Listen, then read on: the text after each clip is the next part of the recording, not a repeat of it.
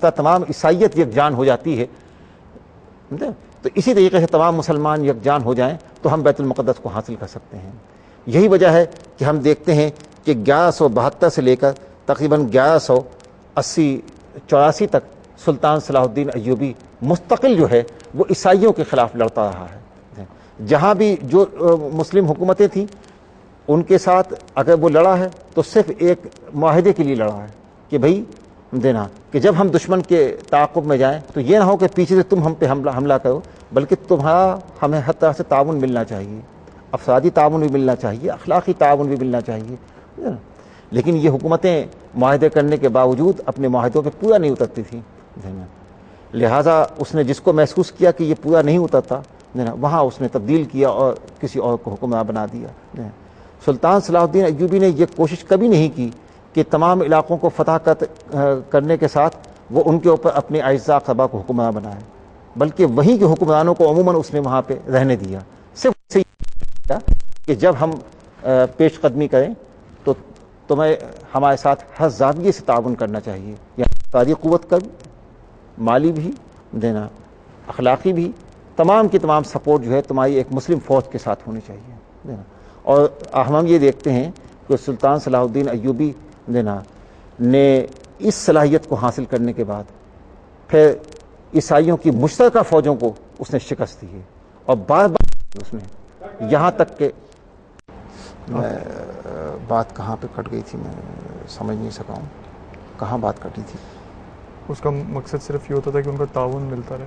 ہاں، سلطان صلاح الدین ایوبی سٹارٹ کریں.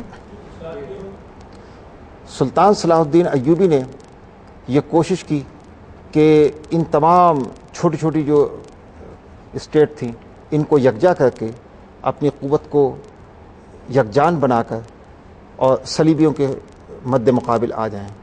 صلیبیوں سے انہوں نے ہم دیکھتے ہیں کہ 1187 تک انہوں نے لڑائیاں لڑی ہیں، اور ان لڑائیوں کے نتیجے میں کبھی تو پلہ برابر رہا، کبھی ایسا ہوا کہ دشمن کو کوئی معمولی سا نقصان پہنچا یا دشمن کا محاصرہ کیا، اس میں مکمل کامیابی نہیں ہوئی. لیکن سلطان صلاح الدین ایوبی نے نہ صرف یہ کہ صلیبیوں کی پیش قدمی روکی بلکہ ان کے بے شمار علاقے چھینے ہیں، جس میں بالخصوص ہم دیکھتے ہیں کہ جو اس کا پہلا ہدف تھا کہ جب وہ مصر پہ حکمران تھا اور 2 دفعہ وہ پیش قدمی کرتے ہوئے بیت المقدس گیا لیکن اس کو فتح نہ کر سکا، وہ اس نے اپنا مقصد بہرحال حاصل کیا کہ جا کے اس نے بیت المقدس کا محاصرہ کر لیا. اور بیت المقدس کا محاصرہ کرنے کے بعد وہ یہ کر سکتا تھا کہ جس طرح عیسائی حکمرانوں نے کیا کہ وہاں کشت و خون کیا، خون کی ندیاں بہائیں، اس سرزمین کی بے حرمتی کی سلطان صلاح الدین ایوبی کو حق تھا. لیکن سلطان صلاح الدین ایوبی نے اس کا محاصرہ کرنے کے بعد ان کو صلح کی پیشکش کی. اور آپ یہ دیکھیے کہ صلح کے لیے ان کی جانب سے جو شرائط آئیں اس نے انتہائی نرم دلی کا مظاہرہ کرتے ہوئے ان تمام شرائط کو تسلیم کر لیا، جس میں ایک شرط یہ بھی تھی کہ یہاں پہ عیسائیوں کا ایک گرجا بھی بنایا جائے فلسطین کے اندر. اس نے یہ بھی قبول کر لیا. وہاں کے جو پادری تھے انہوں نے کہا کہ جی ٹھیک ہے، جب ہم یہاں سے نکلیں گے تو جو کچھ ہمارے پاس ہے وہ ہم سب لے کے جائیں گے. اس نے یہ بھی تسلیم کر لیا اور جتنے بھی افراد تھے ان کے اوپر اس نے ایک معمولی سا ٹیکس لگایا، اور جو لوگ وہ بھی نہیں ادا کر سکے وہ بھی جو ہے سلطان نے اپنی طرف سے ادا کیا. اور اس طرح سے اس نے انتہائی پرامن حالت کے اندر فلسطین کو اس نے فتح کیا. تو یہ فلسطین کی جو فتح ہے آپ یہ دیکھیں کہ اس کے اندر ہم دیکھتے ہیں کہ نہ ہمیں کوئی انتقام نظر آتا ہے کہ اس نے سلطان صلاح الدین ایوبی نے فتح حاصل کرنے کے بعد کوئی قتل عام کیا ہو، نہ اس نے کسی کی جائیداد پہ قبضہ کیا، نہ اس نے کسی کے مقام، یعنی کہ وہاں تو ظاہر ہے کہ یہودیوں کے بھی مقامات مقدسہ ہیں، عیسائیوں کے بھی ہیں، کسی کو اس نے کوئی نقصان نہیں پہنچایا. سمجھے نا؟ صرف بیت المقدس کی تزئین و آرائش کی بے تحاشا اس کے اندر اس نے جو ہے نا اچھے اعلیٰ قسم کے پتھر لگائے، اس کی خوبصورتی اور زیب و زینت کو اس نے بڑھایا نا. اور جو دفاعی نقطہ نظر سے وہاں پیش بندیاں ہو سکتی تھیں ان سب کو وہ کر کے دینا، اور باقاعدہ ایک معاہدے کے ذریعے دینا اس نے اس کو ایک کھلا شہر بنا دیا، اور اس کے بعد ہم دیکھتے ہیں کہ اس کی واپسی ہوئی ہے۔ تو سلطان صلاح الدین ایوبی نے جو یہ فتح حاصل کی، اس کی وجہ صرف اور صرف ہم دیکھتے ہیں کہ مسلمانوں کا باہمی اتحاد تھا، مسلمانوں میں دینی حمیت تھی۔ تو اس دینی حمیت کو وہ تنہا تو کچھ نہیں کر سکتا تھا نا، اس دینی حمیت کو اس نے جو ہے وہ کیش کیا، اور اس طرح سے ایک بہت بڑے مقصد کو اس نے حاصل کیا۔ ڈاکٹر صاحب، جیسے کہ آپ عالم دین بھی ہیں، تو میں چاہوں گا آپ بیت المقدس کی جو امپورٹنس ہے اسلام میں اور مسلمانوں کے لیے، وہ کیا ہے اور کتنی ہے، اس کے اوپر تھوڑا روشنی ڈالیں۔ دیکھیے، مسلمانوں کا بیت المقدس سے تو بہت قدیمی تعلق ہے نا، اور اسلام جو ہے وہ تو تمام انبیاء کی تعلیمات کا خلاصہ ہے، اور بیت المقدس تمام انبیاء کا مرکز اور منبع رہا ہے۔ ہم یہ دیکھتے ہیں کہ نبی کریم صلی اللہ علیہ وسلم جب شب معراج پہ گئے ہیں تو آپ کے سفر کا ایک حصہ جو ہے وہ بیت المقدس بھی تھا، کہ جہاں راتوں رات آپ کو لے جایا گیا، اور آپ نے وہاں تمام انبیاء کی امامت فرمائی، اور اس کے بعد آپ آسمانوں پر تشریف لے گئے۔ تو یہ جو ہمیں واقعہ قرآن کریم سے معلوم ہوتا ہے، اس سے یہ بات پتہ چلتی ہے کہ مسلمانوں کے نزدیک کعبۃ اللہ کی طرح بیت المقدس بھی انتہائی مقدس جگہ ہے۔ اس کے بعد ہم دیکھتے ہیں کہ جب مسلمان مکے سے مدینہ گئے ہیں تو مدینے کے اندر بھی کچھ عرصہ مسلمانوں کو حکم دیا گیا کہ وہ کعبے کے بجائے بیت المقدس کی طرف منہ کر کے نماز پڑھیں۔ بیت المقدس وہ سرزمین ہے، جیسے میں نے آپ کو بتایا کہ اکثر انبیاء کا تعلق بیت المقدس سے رہا ہے۔ تو مسلمانوں نے اپنے عمل سے اس بات کا اظہار کیا کہ جس طرح وہ انبیاء ہمارے نزدیک مقدس ہیں، اسی طرح ان انبیاء کی یہ سجدہ گاہ بیت المقدس بھی ہمارے لیے اسی طرح سے مقدس ہے۔ اور ظاہر ہے کہ دنیا کو یہ بھی پیغام دینا تھا کہ مسلمان کسی مکان کی، کسی جگہ کی عبادت نہیں کرتا، وہ تو اللہ کی عبادت کرتا ہے۔ اللہ کا حکم جس طرف ہو، فولی وجہک شطر المسجد الحرام، جب حکم آیا کہ اب مسجد حرام کی طرف یعنی کعبۃ اللہ کی طرف منہ کر کے نماز پڑھو، تو مسلمانوں نے بیت المقدس کو چھوڑ کے کعبۃ اللہ کی طرف منہ کر کے نماز پڑھنا شروع کر دیا۔ تو ڈاکٹر صاحب، اگر آپ غور کریں کہ عہد حاضر میں جو حالات ہیں وہ تقریباً ویسے ہی ہیں جو کہ سلطان صلاح الدین ایوبی کے دور میں تھے۔ آج بھی بیت المقدس جو ہے کفار کے قبضے میں ہے، اور جگہ جگہ مسلمان جو ہیں اپنے طور پہ آزادی کی جنگ لڑ رہے ہیں۔ تو یہ میرا آپ سے آخری سوال ہے کہ ہمارے اندر سلطان صلاح الدین ایوبی جیسا قائد کب اور کیسے پیدا ہوگا؟ ایک مورخ نے کہا ہے کہ جنگ بھی نعمت ہے۔ وہ کہتا ہے کہ قوموں کی بقا و ارتقاء کے لیے امن و سکون کی زندگی جو ہے یہ موت کا پیغام ہے۔ یعنی وہ قومیں جو امن و سکون کی زندگی گزارتی ہیں وہ پھر تعیش کی زندگی میں مبتلا ہو جاتی ہیں، اور جب وہ تعیش کی زندگی کو اختیار کر لیتی ہیں تو وہ لڑنے سے گھبراتی ہیں، اور جب وہ لڑنے سے گھبراتی ہیں تو دوسری قوتیں ان پہ ہر زاویے سے اثر انداز ہوتی ہیں، ان کی سلطنتوں پہ قبضہ کرتی ہیں، ان کے دین و ایمان پہ قبضہ کرتی ہیں، اور انہیں نیست و نابود کر دیتی ہیں۔ ہم دیکھتے ہیں کہ مسلمانوں پہ بہت سے ادوار ایسے آئے کہ یوں محسوس ہوا کہ اب مسلمان ہوئے زمین سے مٹ جائیں گے، ختم ہو جائیں گے۔ لیکن اسلام ہم کو یہ تعلیم دیتا ہے کہ حالات کسی بھی قسم کے ہوں، کیسے بھی ہوں، اسلام میں نا امیدی نہیں ہے، امید ہے۔ قرآن کریم کی ایک آیت ہے جس میں ارشاد فرمایا اللہ تعالیٰ نے کہ لا یکلف اللہ نفسا الا وسعها، دوسری جگہ فرمایا کہ لیس للانسان الا ما سعى۔ ان دونوں جگہ یہ بتایا گیا کہ انسان مکلف ہے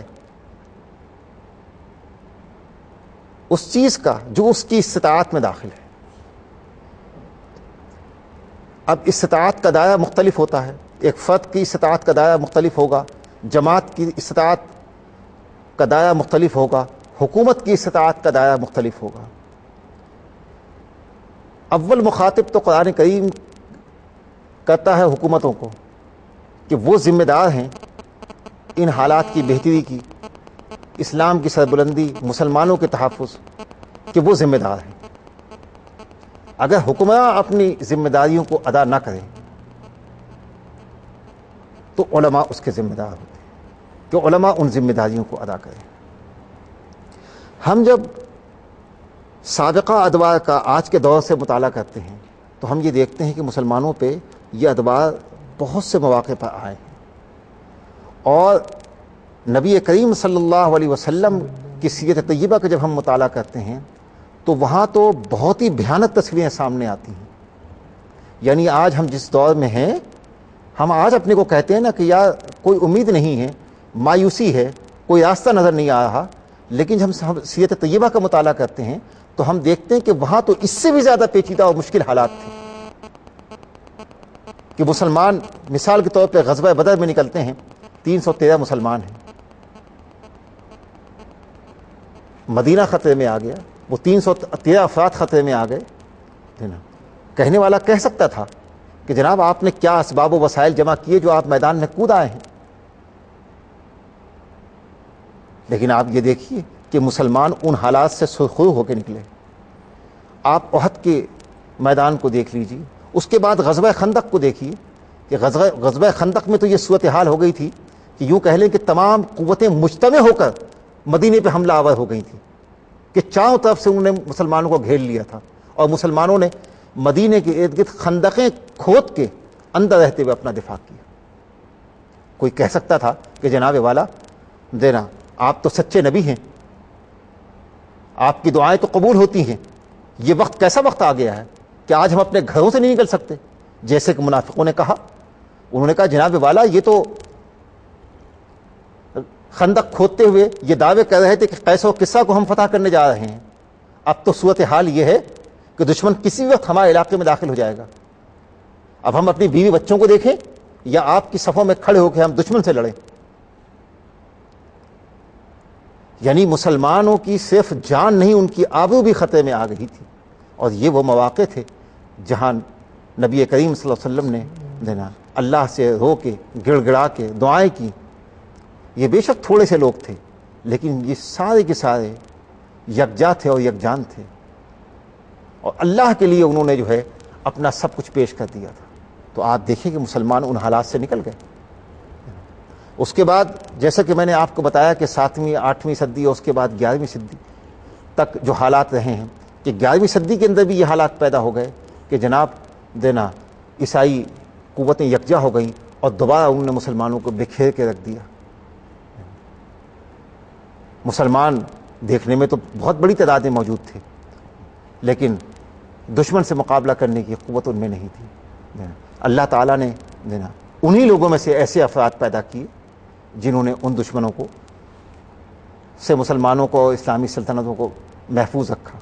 یہی صورتحال آج بھی آپ دیکھ رہے ہیں کہ آج 56-57 ممالک ہیں اسلامی، تو دیکھنے میں مسلمان تو بہت بڑی تعداد میں ہیں، لیکن آپ یہ بات نوٹ کیجئے کہ آپس میں متحد نہیں ہیں۔ نہ یہ تمام مسلمان ممالک آپس میں متحد ہیں، نہ کسی ایک ملک کے رہنے والے مسلمان آپس میں متحد ہیں۔ حالانکہ ہر ملک کا رہنے والا مسلمان یہ محسوس کرتا ہے کہ اس کا حکمراں اس کی نمائندگی نہیں کر رہا۔ ہر ملک کا رہنے والا مسلمان یہ محسوس کرتا ہے کہ ان سب کا مشترکہ دشمن ایک ہی ہے، جو علمی نقطۂ نظر سے ان کو نقصان پہنچا رہا ہے، جو مذہبی نقطۂ نظر سے ان کو نقصان پہنچا رہا ہے، جو طاقت اور توانائی کے لحاظ سے ان کو نقصان پہنچا رہا ہے۔ اس احساس کے باوجود ان کی ترجمانی کرنے والا کوئی نہیں۔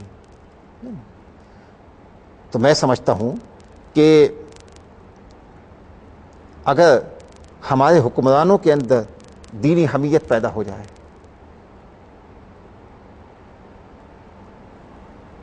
مسلمان اپنے اندر اتحاد پیدا کر لیں، تو ہم ان حالات سے بھی نکل سکتے ہیں۔ میں آپ کو ایک دلچسپ بات سنانا چاہتا ہوں کہ سلطان صلاح الدین ایوبی جب بیروت کے محاصرے کے لیے جا رہے تھے تو راستے میں رملہ کے مقام پر اچانک عیسائی فوج نے ان کے اوپر حملہ کر دیا. یہ غیر متوقع حملہ تھا اور فوج غیر منظم انداز میں ایک نہر کو عبور کرنا چاہتی تھی. تو ایسے موقعوں پر اس نظم کو نہیں قائم رکھا جاتا. اچانک حملہ ہو گیا. جب اچانک حملہ ہوا تو فوج تتر بتر ہو گئی. لیکن سلطان صلاح الدین ایوبی اپنی جگہ پہ ڈٹا رہا اور اس کے ساتھ جو لوگ تھے وہ اپنی جگہ پہ ڈٹے رہے. اور اس کے بعد اس نے ایک منظم انداز میں پسپائی اختیار کی. اس لیے کہ اس پوزیشن میں نہیں تھا کہ دشمن سے مقابلہ کر سکے, تو اس نے منظم انداز میں پسپائی اختیار کی. دشمن آگے بڑھنے کے بجائے وہیں رک گیا. دشمن یہ سمجھا کہ سلطان صلاح الدین ایوبی کی یہ کوئی چال ہے. یعنی یہ لوگوں کے اوپر ایسے حالات و واقعات آتے ہیں کہ جہاں موت سامنے ہوتی ہے, اگر اس پہ ثابت قدمی سے ڈٹ جائے تو اللہ تعالیٰ دشمن کے دل پہ بھی رعب ڈال دیتا ہے. کچھ بھی نہیں ہوا, مسلمان فوج جو ہے وہ نکل آئی وہاں سے. ہمارے حکمرانوں کا حال یہ ہے کہ ہم نہ تو ہمارے اندر دینی حمیت ہے, نہ ہمارے اندر جسے کہنا چاہیے کہ قومی حمیت ہے, بلکہ ہم سب یہ سمجھنے لگے ہیں آج کہ جناب ہم بے دست و پا ہیں, ہمارے اندر کوئی طاقت نہیں ہے, نہ ہمارے پاس کوئی راستہ ہے. اگر یہ ایک موقف کو اختیار کریں, ایک رائے پہ قائم ہو جائیں, تو میں سمجھتا ہوں کہ دشمن جو ہے وہ آخر پسپائی کی طرف جائے گا. ہم پہلے ہی سے جب پسپائی کا راستہ اختیار کر لیتے ہیں تو اللہ کی مدد و نصرت کہاں سے آ سکتی ہے؟ پہلے ہم کسی چیز کو جس کو ہم حق سمجھتے ہیں, جس کو ہم جائز سمجھتے ہیں, جس موقف کو دوست سمجھتے ہیں, اس پہ تو ہم ٹھہر جائیں. ہمارا تو کوئی موقف ہی نہیں ہے. ہم نے اس سلطنت کو اسلام کے نام پہ قائم کیا, اسلام کے نام پہ حاصل کیا, لیکن کیا آج اسلام کسی بھی زاویے سے ہمارا ہدف یا مقصد ہے, ہماری حکومتوں کا مقصد ہے, یا ان کے پروگرام میں کسی زاویے سے شامل ہے؟ ہم دیکھتے ہیں کہ ایسا نہیں ہے. نتیجے کے طور پہ دینا جب ہم نے تمام معاملات ایک دنیا کے ایک عام انسان کی طرح اختیار کیا ہوا ہے, تو اللہ تعالیٰ کا بھی ہمارے ساتھ وہی معاملہ ہو گیا ہے. اس کی امداد و نصرت تو ہماری جد و جہد سے مشروط ہے نا. تو جب ہماری جد و جہد شامل نہیں ہوگی تو اس کی امداد و نصرت کیسے ہوگی؟ اب ظاہر ہے کہ جب حکومتیں اپنے فریضے کو نہیں ادا کرتی ہیں تو لوگ از خود اٹھ کھڑے ہوتے ہیں اور اس قسم کی ذمہ داریوں کو ادا کرنے کی کوشش کرتے ہیں. تو جب لوگ اپنی ذمہ داریوں کو خود اس انداز میں ادا کرنے کی کوشش کرتے ہیں تو ان میں جو ہے کوئی نظم قائم نہیں رہتا. سسٹم جی دینا جو ایک حکومت کی سطح پہ ایک نظم قائم ہوتا ہے کہ بھئی یہ اس فوج کا کمانڈر ہے, اس کو اس علاقے پہ حملہ کرنا ہے, اس کو اس زاویے پہ کام کرنا ہے, اس کو ملکی نظم چلانا ہے دینا. تو جب حکومتی سرپرستی نہ ہو تو لوگ از خود دینا اس قسم کے جتھے جمع کر لیتے ہیں اور اس کے بعد وہ کوشش کرتے ہیں. ان کوششوں کا نتیجہ کبھی مثبت بھی نکلتا ہے, کبھی منفی بھی نکلتا ہے. اب آپ ایک علاقے میں طاقت اور توانائی حاصل کر لیتے ہیں, اپنے ارد گرد لوگوں کو جمع کر لیتے ہیں. آپ کی رائے یہ ہوگی کہ یہ کام کرنا چاہیے, میری رائے یہ ہوگی کہ یہ کام کرنا چاہیے. نتیجے کے طور پہ ہماری وہ مساعی اور کوششیں نتیجہ خیز نہیں ہوتی. ہمارے خلوص اور صدق میں دینا ہو سکتا ہے کہ کوئی کمی نہ ہو, لیکن ہماری پلاننگ اور منصوبہ بندی نہیں ہوتی, جس کے نتیجے میں ہماری انفرادی کوششیں جو ہیں وہ برآور نہیں ہو پاتی. لیکن اس کا یہ بھی مقصد نہیں کہ کوئی یہ کہے کہ جی چونکہ حکومتی سرپرستی ہم کو حاصل نہیں, لہٰذا نہ ہمیں